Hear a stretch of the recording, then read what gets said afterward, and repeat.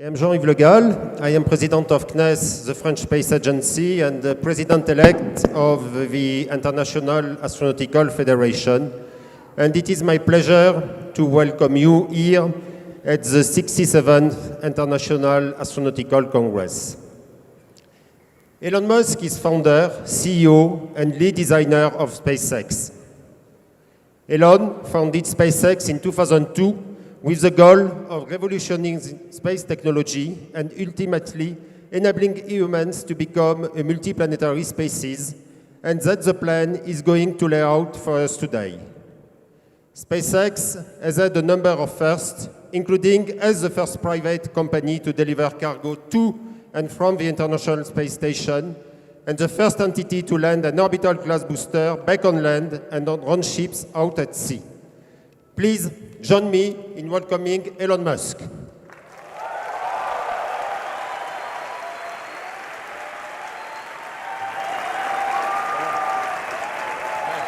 you. Thanks for having me.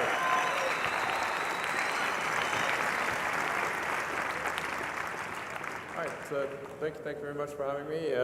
Look forward to talking about the SpaceX Mars architecture, and what I really want to try to achieve here is to make Mars seem possible, make it seem as though it's something that we can do in our lifetimes, and that you can go. And is there really a way that anyone could go if they wanted to? I think that's really the important thing.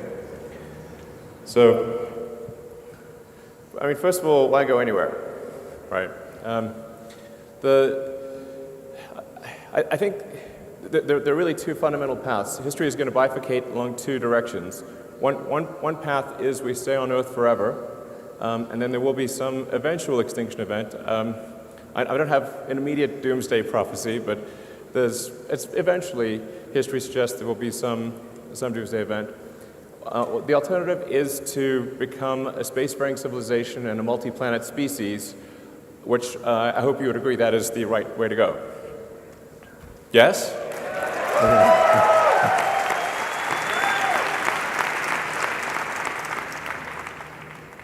That's what we want. Yeah.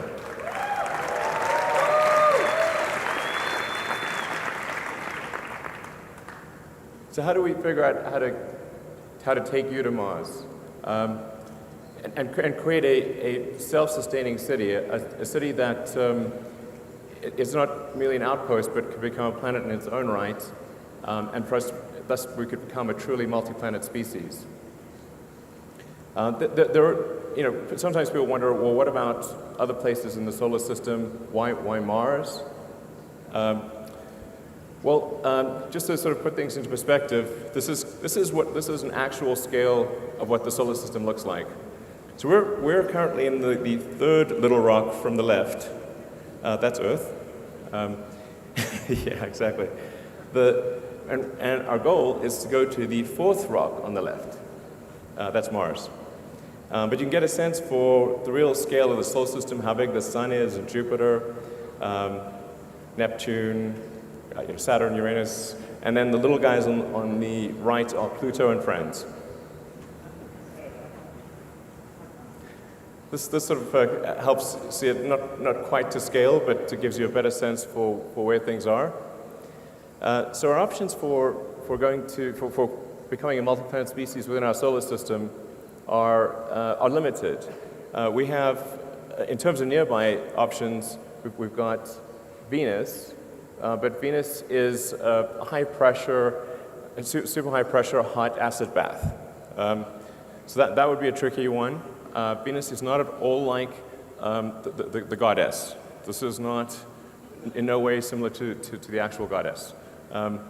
So it's really difficult to make things work on Venus. Mercury is also way too close to the Sun.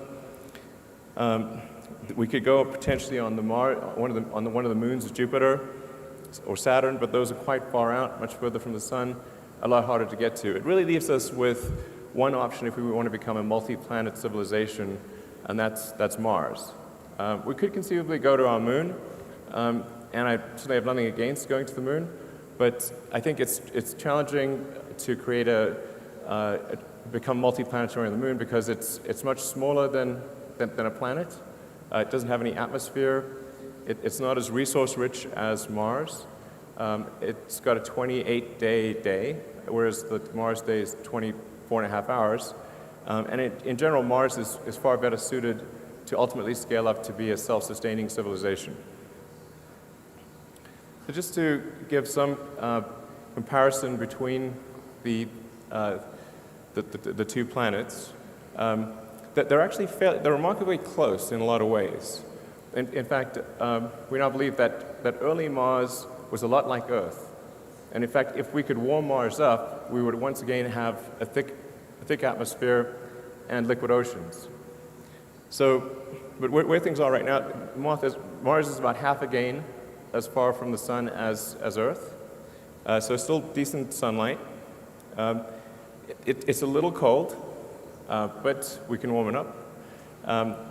It has a very helpful atmosphere, which in the case of Mars being primarily CO2 with some nitrogen and argon and a few other trace elements, means that we can grow plants on Mars just by compressing the atmosphere. And it has nitrogen too, which is also very important for growing plants. It would be quite fun to be on Mars because you'd have gravity, which is about 37% that of Earth. So you'd be able to lift heavy things and bound around and have a lot of fun. And the day is remarkably close to that of Earth. And so we just need to change that bottom row. Because currently we have 7 billion people on Earth and 0 on Mars. So there's been a lot of great work by NASA and other organizations in early exploration of Mars and understanding what Mars is like, where could we land, what's the composition of the atmosphere, where is there water, or ice, I should say, and so we need to go from these early exploration missions to actually building a city. The issue that we have today is that if you look at a Venn diagram, there's no intersection of sets of people who want to go and can afford to go. In fact, right now you cannot go to Mars for infinite money. Using traditional methods, if taking sort of Apollo-style approach, an optimistic cost number would be about $10 billion a person. So for example, the Apollo program, the cost estimates are somewhere between $100 to $200 billion in current year dollars. And we sent 12 people to the surface of the moon, which was an incredible thing, and I think probably one of the greatest achievements of humanity. But that is a steep price to pay for a ticket. That's why these circles only just barely touch. So you can't create a self-sustaining civilization if the ticket price is $10 billion a person. What we need is to move those circles together. And if we can get the cost of moving to Mars to be roughly equivalent to a median house price in the US, which is around $200,000, then I think the probability of establishing a self-sustaining civilization is very high. I think it would almost certainly occur. Not everyone would want to go. In fact, I think a relatively small number of people from Earth would want to go, but enough would want to go and who could afford the trip that it would happen. And people can get sponsorship, and I think it gets to the point where almost anyone, if they saved up and this was their goal, they could ultimately save up enough money to buy a ticket and move to Mars. And Mars would have a labor shortage for a long time, so jobs would not be in short supply. So it is a bit tricky because we have to figure out how to improve the cost of trips to Mars by 5 million%. So this is not easy. And I mean, it sounds like virtually impossible, but I think there are ways to do it. This translates to an improvement of approximately 4.5 orders of magnitude. These are the key elements that are needed in order to achieve the 4.5 order of magnitude improvement. Most of the improvement would come from full reusability, somewhere between 2 and 2.5 orders of magnitude. And then the other 2 orders of magnitude would come from refilling in orbit, propellant production on Mars, and choosing the right propellant. So I'm going to go into detail on all those. Full reusability is really the super hard one. It's very difficult to achieve reusability for even an orbital system, and that challenge becomes even substantially greater for a system that has to go to another planet. But as an example of the difference between reusability and expandability in aircraft, and this you could actually use any form of transport. You could say a car, bicycle, horse. If they were single use, almost no one would use them. It would be too expensive. But with frequent flights, you can take something like that, an aircraft that costs $90 million, and if it was single use, you'd have to pay $500,000 per flight. But you can actually buy a ticket on Southwest right now from LA to Vegas for $43, including taxes.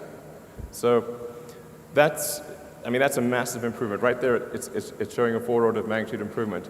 Now this is harder. The reusability doesn't apply quite as much to Mars because the number of times that you can reuse the spaceship is, the spaceship part of the system is left less often because the Earth-Mars rendezvous only occurs every 26 months. So you get to use the spaceship part roughly every 2 years. Now you get to use the booster and the tanker as frequently as you'd like. And so that's why it really makes a lot of sense to load the spaceship into orbit with essentially tanks dry and have it have really quite big tanks that you then use the booster and tanker to refill while it's in orbit and maximize the payload of the spaceship so that when it goes to Mars, you really have a very large payload capability.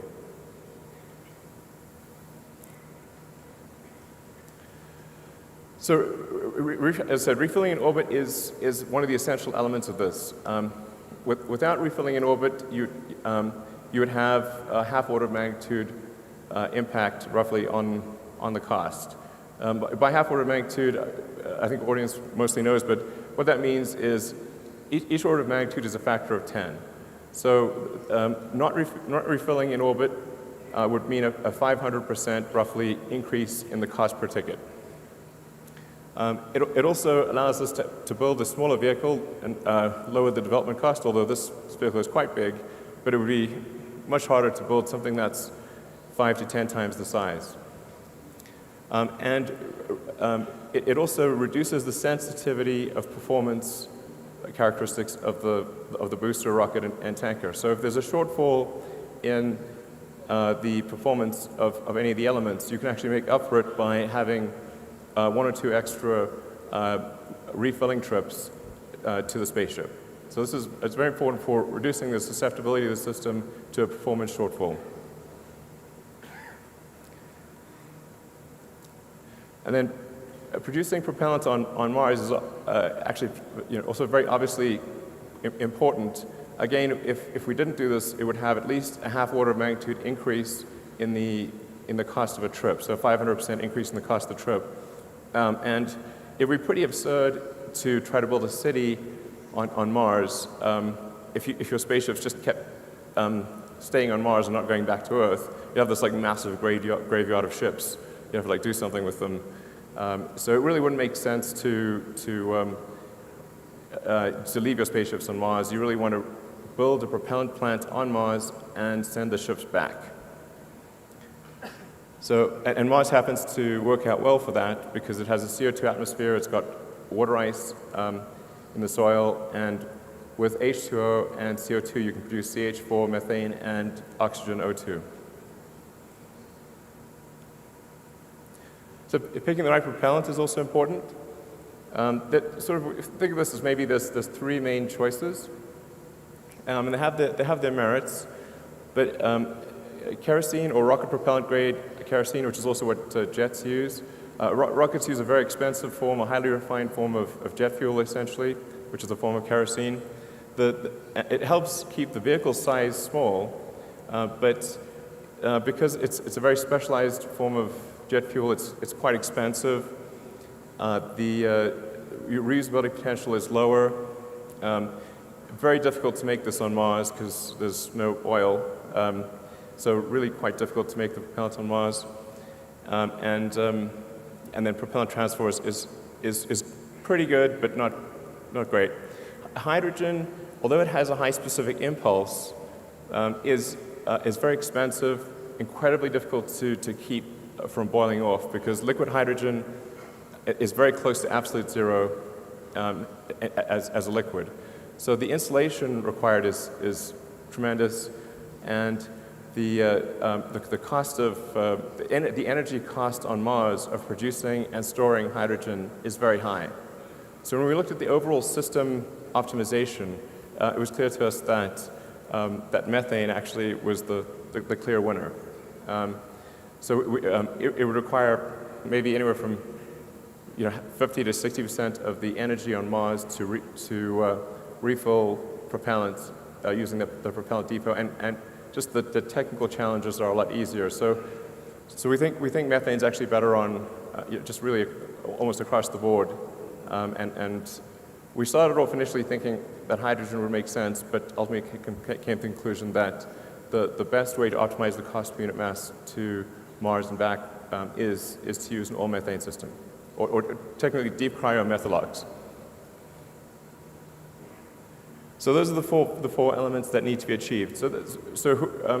Whatever architecture, whatever system is designed, whether by SpaceX or anyone, we think these are the four features that need to be addressed in order for the system to really achieve a low cost per ton to the surface of Mars.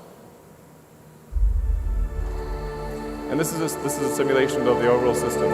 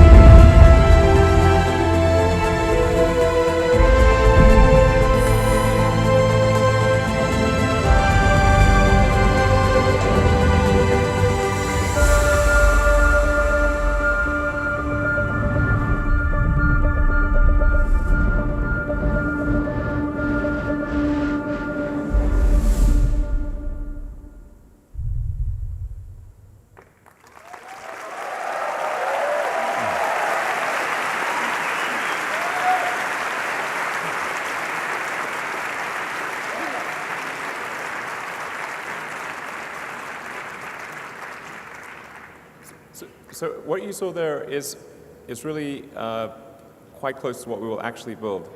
It will look almost exactly what you saw, like what you saw. So this is not an artist's impression. These the simulation was actually made from the SpaceX engineering CAD models. So this is not, it's not just, well, this is what it might look like. This is what we plan to try to make it look like. So in the video, you got a sense for what the system architecture looks like. The rocket booster and the spaceship take off, loads the spaceship into orbit. The rocket booster then comes back. It comes back quite quickly, within about 20 minutes.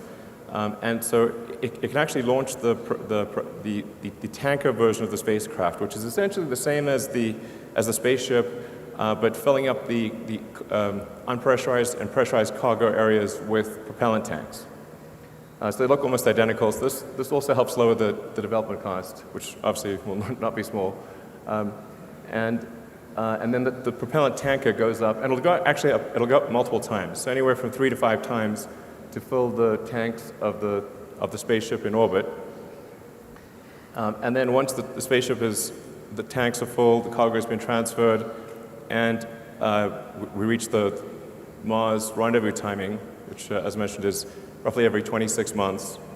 That's when the ship would depart. Now, over time, there would be many spaceships. You would ultimately have, I think, upwards of 1,000 or more spaceships waiting in orbit. And so the Mars colonial fleet would depart en masse. They're kind of like Battlestar Galactica. You've seen that thing. That's a good show. So a bit like that. But it actually makes sense to load the spaceships into orbit because you've got 2 years to do so, and then make frequent use of the booster and the tanker to get really heavy reuse out of those. And then with the spaceship, you get less reuse because you have to say, well, how long is it going to last? Well, maybe 30 years. So that might be 12 to maybe 15 flights of the spaceship at most. So you really want to maximize the cargo of the spaceship and reuse the booster and the tanker a lot. So anyways, the ship goes to Mars, gets propellant replenished, and then returns to Earth. So I'll go into some of the details of the vehicle design and performance. And I'm going to gloss over, I'll only talk a little bit about the technical details in the actual presentation, and then I'll leave the detailed technical questions to the Q&A that follows. This is to give you a sense of size.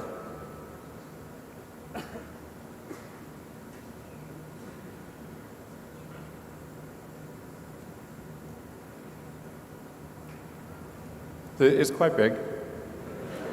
And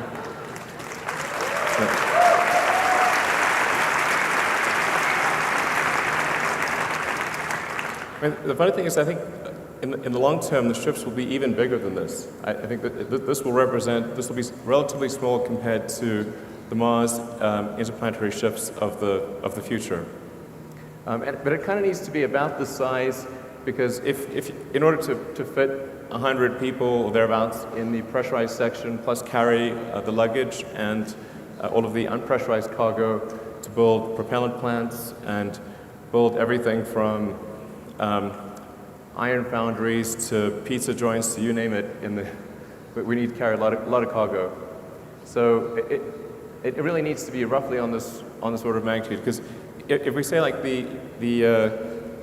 say a minimum threshold for self-sustaining city on Mars or civilization would be 1 million people. Well, and you can only go every 2 years. If you have 100 people per ship, that's 10,000 trips. So I think at least 100 people per trip is the right order of magnitude, and I think we actually may end up expanding the crew section and ultimately taking more like 200 or more people per flight in order to reduce the cost per person. So, but it's 10,000 flights is a lot of flights.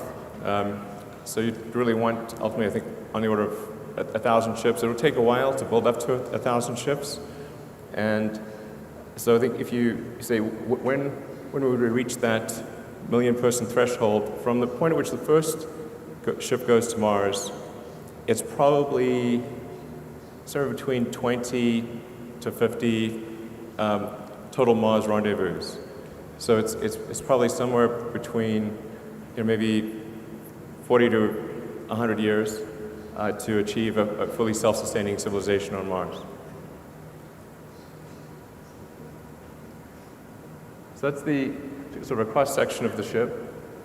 And in some ways it's not that complicated, really.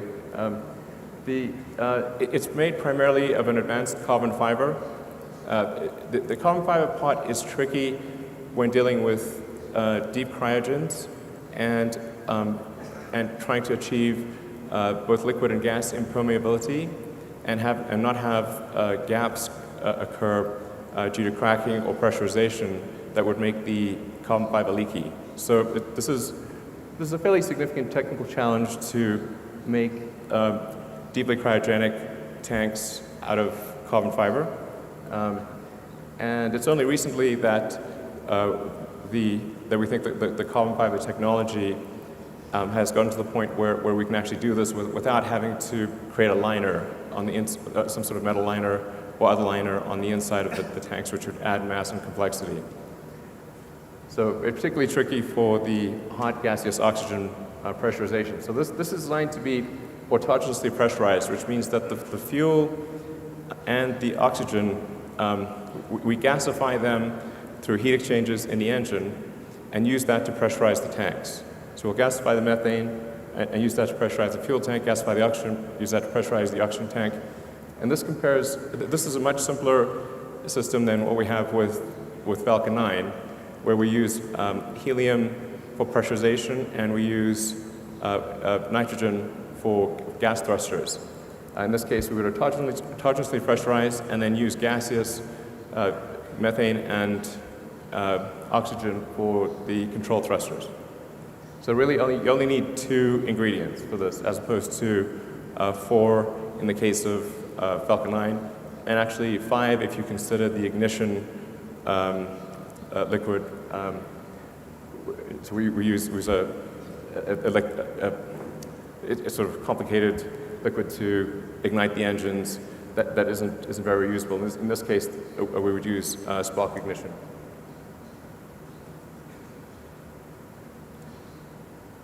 So this gives you a sense of vehicles by performance, sort of current and historic. I don't know if you can actually read that, but in expandable mode, the vehicle approach that we're proposing would do about 550 tons and about 300 tons in reusable mode. That compares to Saturn's V max capability of 135 tons. But I think this really gives a better sense for things. The white bars show the performance of the vehicle, like in other words, the payload to orbit of the vehicle. So you can see essentially what it represents is what's the size efficiency of the vehicle. And most rockets, including ours that are currently flying, the performance bar is only a small percentage of the actual size of the rocket. But with the interplanetary system, which will initially be used for Mars, we've been able to, or we believe, massively improve the design performance. So it's the first time a rocket's sort of performance bar will actually exceed the physical size of the rocket.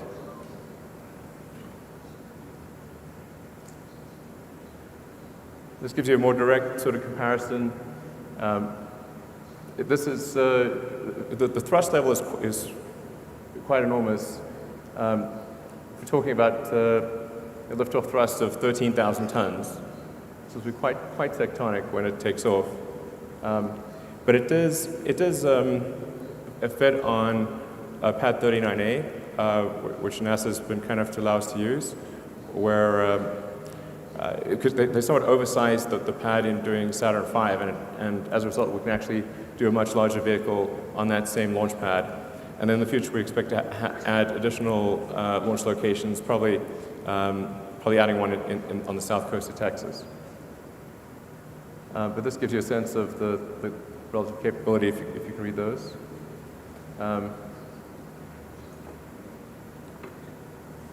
But yeah, these vehicles have very different purposes. This is really intended to carry huge numbers of people, ultimately millions of tons of cargo to Mars. So you really need something quite large in order to do that. So talk about some of the key elements of the interplanetary spaceship and rocket booster. We decided to start off the development with what we think are probably the two most difficult elements of the design. One is the Raptor engine, this is going to be the highest chamber pressure engine of any kind ever built, and probably the highest thrust to weight.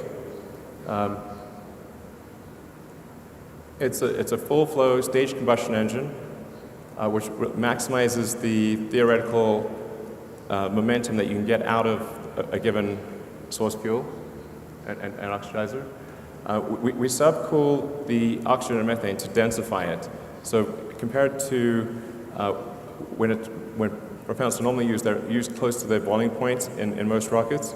In our case, we actually load the propellants close to their freezing point, and that can result in a density improvement of up to around 10 to 12%, which makes an enormous difference in the actual results of the rocket. It also makes it gets rid of any cavitation risk for the turbopumps, and it makes it easier to feed a high-pressure turbopump if you have very cold propellant.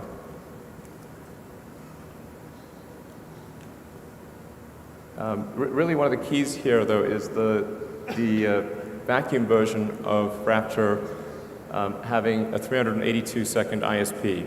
This is really quite critical to the whole Mars mission.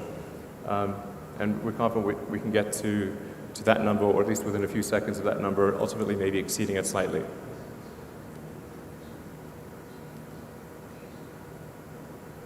So the rocket booster, in many ways, is really a scaled-up version of the Falcon 9 booster. You'll see a lot of similarities, such as the grid fins, obviously clustering a lot of engines at the base, and the big difference really being that the primary structure is an advanced form of carbon fiber as opposed to aluminum lithium, and that we use autogenous pressurization and we get rid of the helium and the nitrogen. So this uses 42 Raptor engines. It's a lot of engines, but we use 9 on a Falcon 9, and with Falcon Heavy, which should launch early next year, there's 27 engines on the base. So we've got pretty good experience with having a large number of engines. It also gives us redundancy, so that if some of the engines fail, you can still continue the mission and be fine. But the main job of the booster is to accelerate the spaceship to around 8,500 kilometers an hour. For those that are less familiar with orbital dynamics, really it's all about velocity and not about height. So really that's the job of the booster. The booster is like the javelin thrower. Sort of, it's got to toss that javelin, which is the spaceship. In the case of other planets, though, which have a gravity well which is not as deep, so Mars, the moons of Jupiter, conceivably one day maybe even Venus. Well, Venus will be a little trickier, but for most of the solar system, you only need the spaceship. So you don't need the booster if you have a lower gravity well. So no booster is needed on the Moon or Mars or any of the moons of Jupiter or Pluto. You just need the spaceship. The booster is just there for heavy gravity wells. And then we've also been able to optimize the propellant needed for boost back and landing to get it down to about 7% of the liftoff propellant load. We think with some optimization, maybe we can get it down to about 6%. And we've also are now getting quite comfortable with the accuracy of the landing. If you've been watching the Falcon 9 landings, you'll see that they're getting increasingly closer to the bullseye. And we think, particularly with the addition of some thrusters, some maneuvering thrusters, we can actually put the booster right back on the launch stand. And then those fins at the base are essentially centering features to take out any minor position mismatch at the launch site.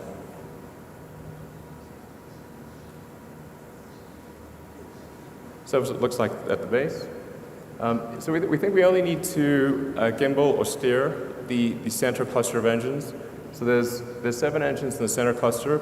Those would be the ones that move for steering the rocket, and the other ones would be fixed in position, which gives us the best concentration of we can max out the number of engines because we don't have to leave any room for gimbaling or moving the engines.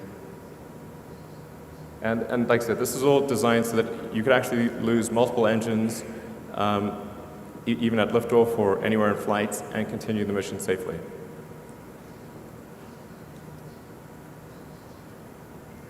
So for the spaceship itself, in the top we have the pressurized compartment, and I'll show you a fly-through of that in a moment. Then beneath that is where we'd have the unpressurized cargo, which would be really flat-packed in a very dense format. And then below that is the liquid oxygen tank. The liquid oxygen tank is probably the hardest piece of this whole vehicle because it's got to handle propellant at the coldest level. And the tanks themselves actually form the airframe. So the airframe structure and the tank structure are combined, as it is in all modern rockets. And in aircraft, for example, the wing is really a fuel tank in wing shape. So that it has to take the thrust loads of ascent, the loads of reentry, and then it has to be impermeable to gaseous oxygen, which is tricky, and non-reactive to gaseous oxygen. So that's the hardest piece of the spaceship itself, which is actually why we started on that element as well, and I'll show you some pictures of that later. So, and then below the oxygen tank is the fuel tank, and then the engines are mounted directly to the thrust cone on the base. And then there are 6 of the high efficiency vacuum engines around the perimeter, and those don't gimbal. And then there are 3 of the sea-level versions of the engine which do gimbal and provide the steering. Although we can do some amount of steering if you're in space with differential thrust on the outside engines. The net effect is a cargo to Mars of up to 450 tons, depending upon how many refills you do with the tanker. And the goal is at least 100 passengers per ship, although I think ultimately we'll probably see that number grow to 200 or more. This chart's a little difficult to interpret at first, but we decided to put it there for people who want to watch the video afterwards and sort of take a closer look, analyze some of the numbers. The column on the left is probably what's most relevant, and that gives you the trip time. So depending upon which Earth-Mars rendezvous you're aiming for, the trip time at 6 kilometers per second, departure velocity can be as low as 80 days. And then over time, I think we'd obviously improve that. Ultimately, I suspect that you'd see Mars transit times of as little as 30 days in the more distant future. So it's fairly manageable considering the trips that people used to do in the old days that routinely take sailing voyages that would be 6 months or more.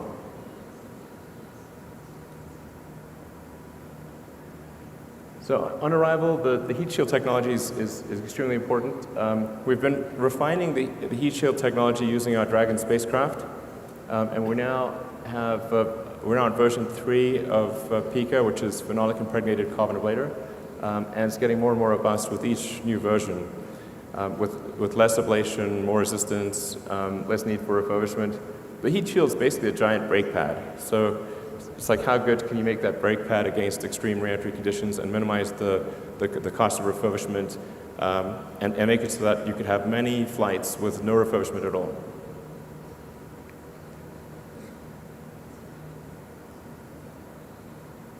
So this is a fly-through of the crew compartment.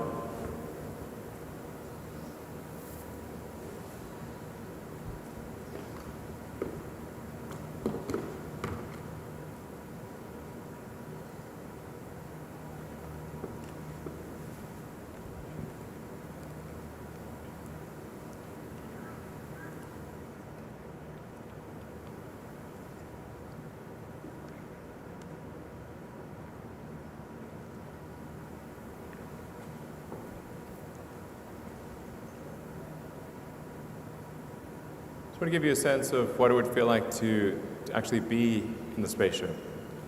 I mean, in order to make it appealing and increase that portion of the Venn diagram of people who actually want to go, it's got to be really fun and exciting, and it can't feel cramped or boring. So the crew compartment or the occupant compartment is set up so that you can do zero-G games, you can float around. There'll be like movies, lecture halls, cabins, a restaurant. It'll be like really fun to go. You're gonna have a great time.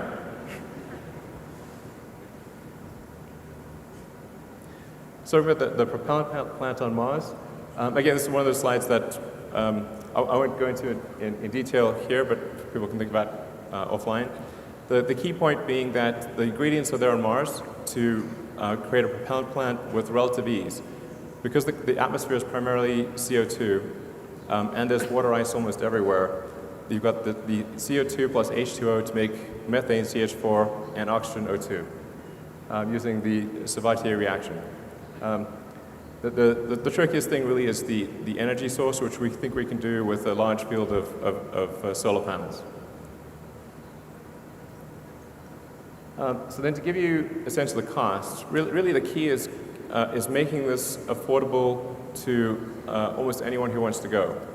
And we think based on this architecture, assuming optimization over time, like the very first flights would be fairly expensive, but the architecture allows for a cost per ticket of less than $200,000. Maybe as little as $100,000 over time, depending upon how much mass a person takes. So we're right now estimating about $140,000 per ton to the surface of Mars. So if a person plus the luggage is less than that, taking into account food consumption and life support, then we think that the cost of moving to Mars ultimately could drop below $100,000.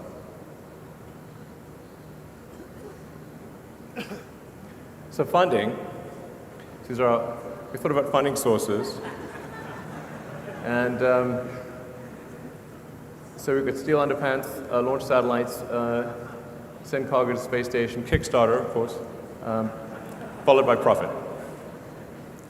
So obviously it's going to be a challenge to fund this whole endeavor.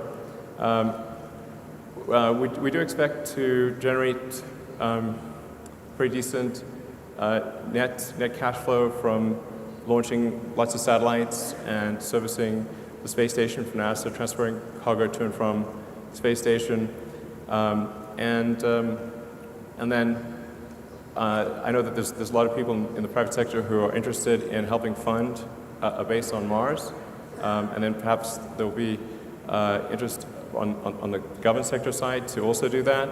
Ultimately, this is going to be a huge public-private partnership, and I think that's how the United States was established, and many other countries around the world is a public-private partnership. So I think that's probably what occurs. And right now, we're just trying to make as much progress as we can with the resources that we have available, and just sort of keep moving the ball forward, and hopefully. I think as we show that this is possible, that this dream is real, not just a dream, it's something that can be made real, I think the support will snowball over time. And I should say also the main reason I'm personally accumulating assets is in order to fund this. So I really don't have any other motivation for personally accumulating assets except to be able to make the biggest contribution I can to making life multiplanetary.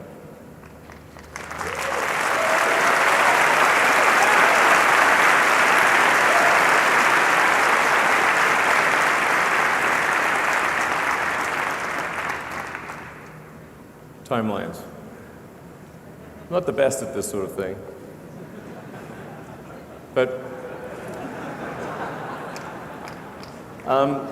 just to show you where we started off, in 2002, SpaceX basically consisted of carpet and a mariachi band. That was it. That's all of SpaceX in 2002. As you can see, I'm a dancing machine.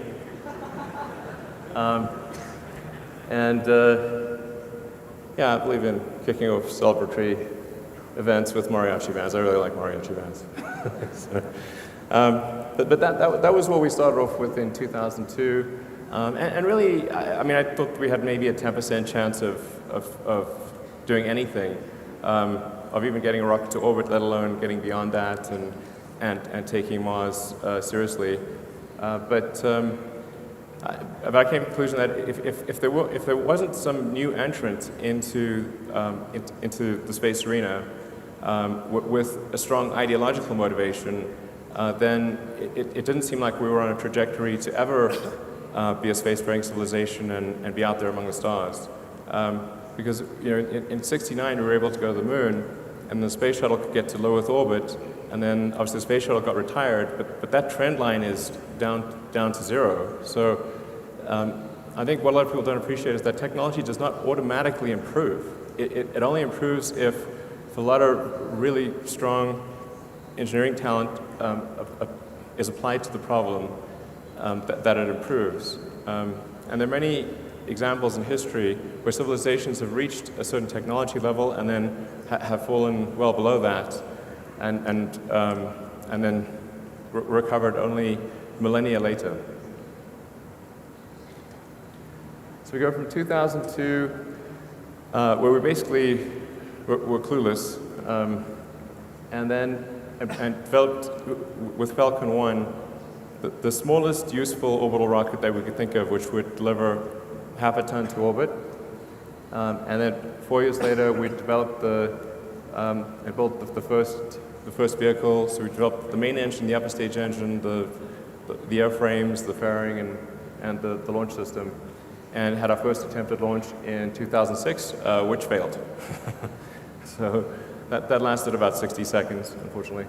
But 2006, 4 years after starting, is also when we actually got our first NASA contract. And I just want to say I'm incredibly grateful to NASA for supporting SpaceX, despite the fact that our rocket crashed. It was awesome. I'm NASA's biggest fan. So thank you very much to the people that had the faith to do that. Thank you.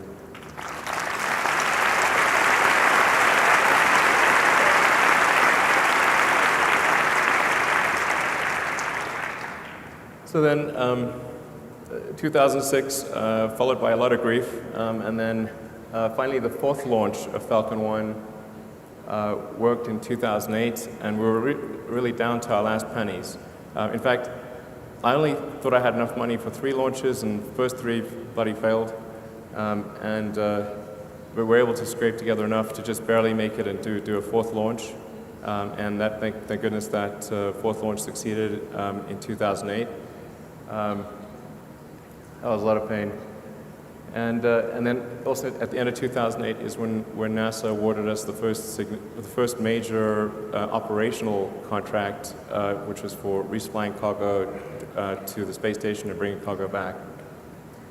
Then a couple of years later, we did the first launch of Falcon 9, version 1, and that had about a 10-ton to orbit capability, so it was about 20 times the capability of Falcon 1, and also was designed to carry our Dragon spacecraft. Then 2010 is our first mission to the space station, so we were able to finish development of Dragon and dock with the space station in 2010. 2010 is expendable Dragon. 2012 is when we delivered and returned cargo from the space station. 2013 is when we first started doing vertical takeoff and landing tests. And then 2014 is when we were able to have the first orbital booster do a soft landing in the ocean. The landing was soft, it fell over and exploded, but the landing, for 7 seconds, it was good. And we also improved the capability of the vehicle from 10 tons to about 13 tons to LEO. And then 2015, well, last year, in December, that was definitely one of the best moments of my life when the rocket booster came back and landed at Cape Canaveral. So that was really, yeah,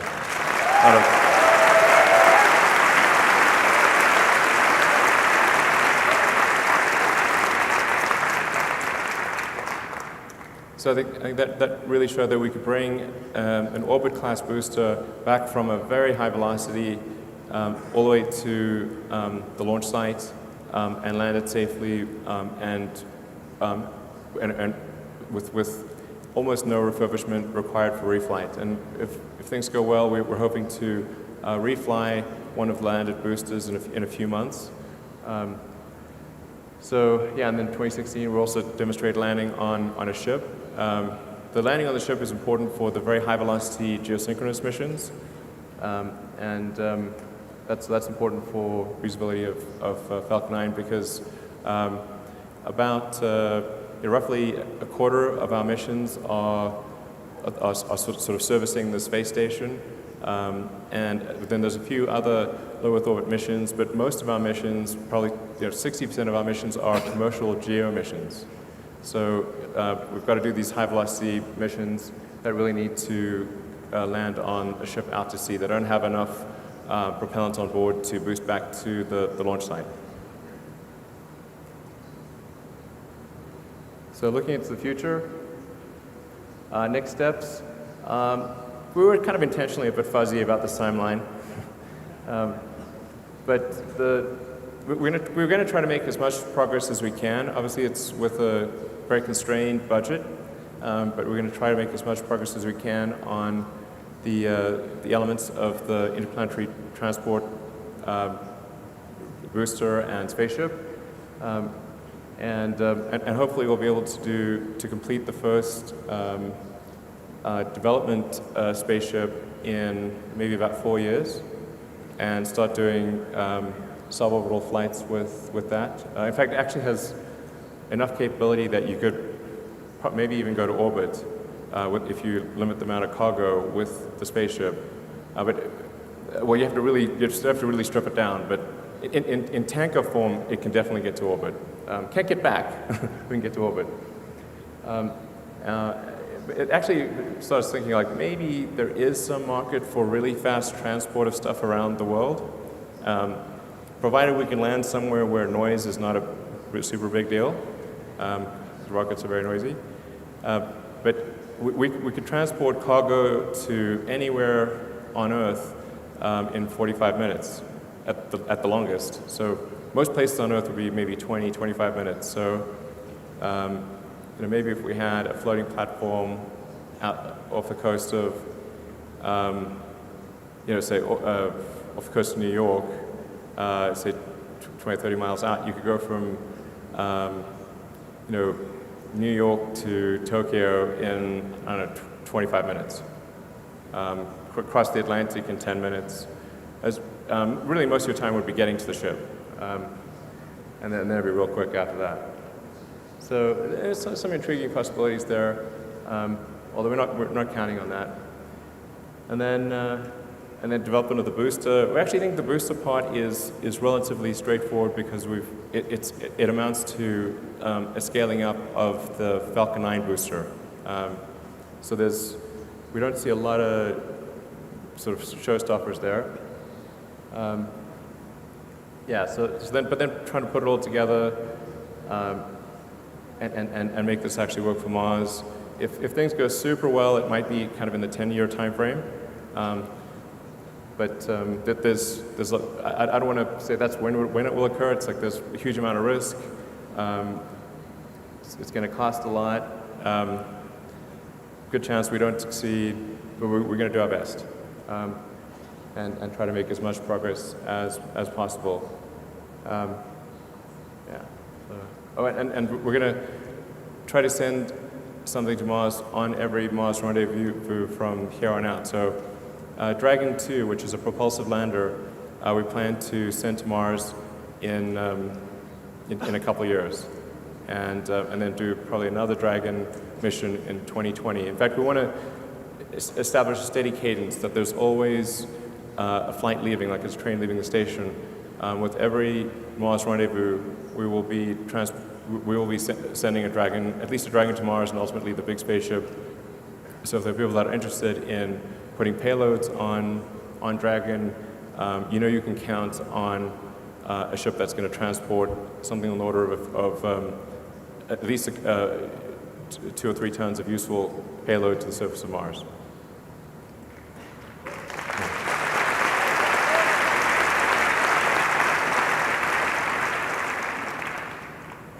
Yeah, so that's part of the reason why we designed Dragon 2 to be a propulsive lander. Is as a propulsive lander, you can go anywhere in the solar system. So you could go to the moon, you could go to, well, anywhere really. Whereas if something relies on parachutes or wings, then you can pretty much only, well, if it's wings, you can pretty much only land on Earth because you need a runway, and most places don't have a runway. And then any place that doesn't have a dense atmosphere, you can't use parachutes. So, but propulsive works anywhere. So Dragon should be capable of landing on any solid or liquid surface in the solar system.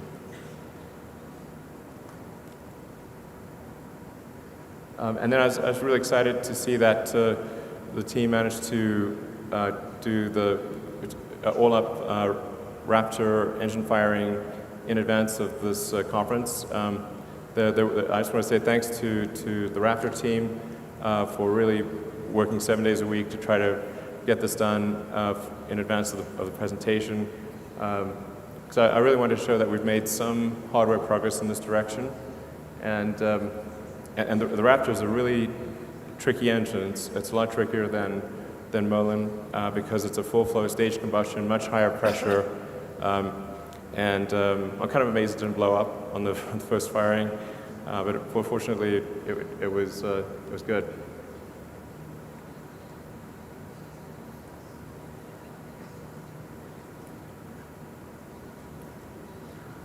It's kind of interesting to see the Mach diamonds forming. Yeah.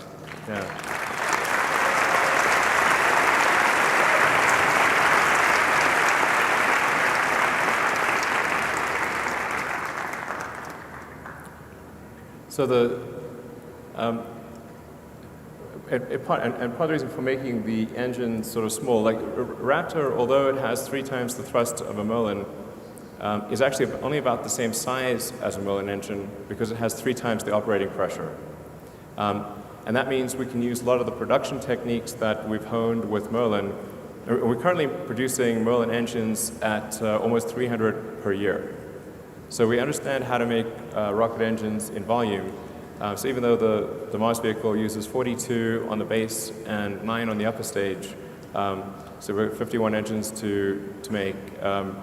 That's well within our production capabilities for Merlin, and this is a similarly sized engine to Merlin, except for the expansion ratio.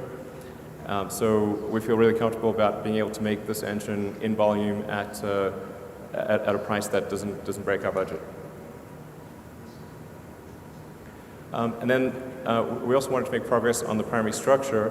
So as I mentioned, this is really a very difficult thing to make, is to make something out of carbon fiber. Even though carbon fiber has incredible strength to weight, when you want to then put super cold liquid oxygen and liquid methane, particularly liquid oxygen, in the tank, it's subject to cracking and leaking, and it's a very difficult thing to make. Just the sheer scale of it is also challenging because you've got to lay up the carbon fiber in exactly the right way on a huge mold, and you've got to cure that mold at temperature, and then it's just really hard to make large carbon fiber structures that can do all of those things and carry incredible loads. So that's the other thing we wanted to focus on was the Raptor, and then building the first development tank for the Mars spaceship. So yeah, like I said, this is really the hardest part of the spaceship. The other pieces are we have a pretty good handle on, but this was the trickiest one, so we wanted to tackle it first. You get a size for how big the tank is. It's really quite big. Also, big congratulations to the team that worked on that. They also were working 7 days a week to try to get this done in advance of the IAC. So that we managed to build the first tank, and the initial tests with cryogenic propellant actually look quite positive. We have not seen any leaks or major issues. This is what the tank looks like on the inside.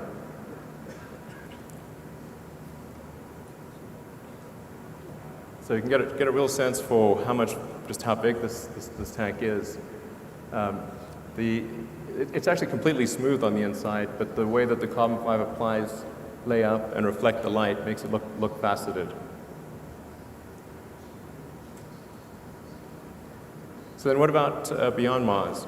So as we thought about the system, and the reason we call it a system, because generally I don't like calling things systems because everything's a system, including your dog, is that it's actually more than a vehicle.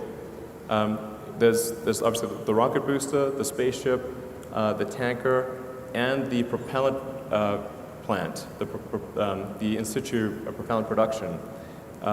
If you have all of those four elements, you can actually go anywhere in the solar system by planet hopping or moon hopping. So by establishing a propellant depot in the asteroid belt or on one of the moons of Jupiter, you can make flights from Mars to Jupiter, no problem. In fact, even without a propellant depot at Mars, you can do a flyby of Jupiter without a propellant depot. But by establishing a propellant depot, let's say Enceladus or Europa or any of there's a few options, and then doing another one on Titan, Saturn's moon, and then perhaps another one further out on Pluto or elsewhere in the solar system. This system really gives you freedom to go anywhere you want in the greater solar system. So you can actually travel out to the Kuiper Belt, to the Oort cloud. I wouldn't recommend this for interstellar journeys, but this basic system, provided we have filling stations along the way, means full access to the entire greater solar system.